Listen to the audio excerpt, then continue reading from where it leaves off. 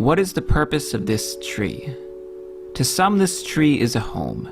To others, it is a source of food. To others, it is shelter or shade or beauty. And to still others, this tree is potential for the numerous resources it might become. But none of those attributes are this tree's purpose.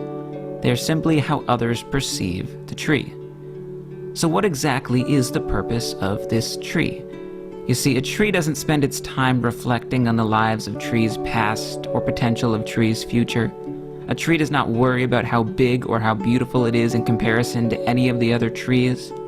A tree does not aspire towards any grand ambitions or seek out aspirations larger than itself. The purpose of a tree is one thing and one thing only: to grow. And a tree does not care how fast it grows, how far it grows, or how long it grows. It simply just grows. It grows not because it feels like it has to for its own significance, but to remind itself that it is alive. Because trees, like all life, are always either growing or they are dying. And one day they will stop growing. But until that time arrives, its existence, its purpose, is simply just to keep growing every day that it can. Many other trees have been around long before this one, and many other trees will be around long after as well. Yet the growth of countless other trees across the span of time does not stop this tree from growing anyway. This tree exists simply just to become a little bit bigger and a little bit better than it was yesterday. It understands that it doesn't need a purpose to exist, but that its purpose is simply to continue existing. A tree grows through good and bad weather and doesn't judge or worry about trying to change its condition.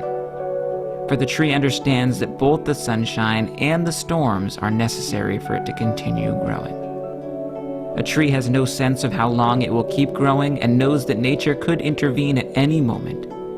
But the tree grows anyway, because life is not about how much time you have to grow, but about how much you grow in the time you have. A tree is a much simpler organism than we humans are, but it understands the beauty and simplicity of life. A tree does not get caught up in judging, qualifying, or critiquing its existence by any specific standard.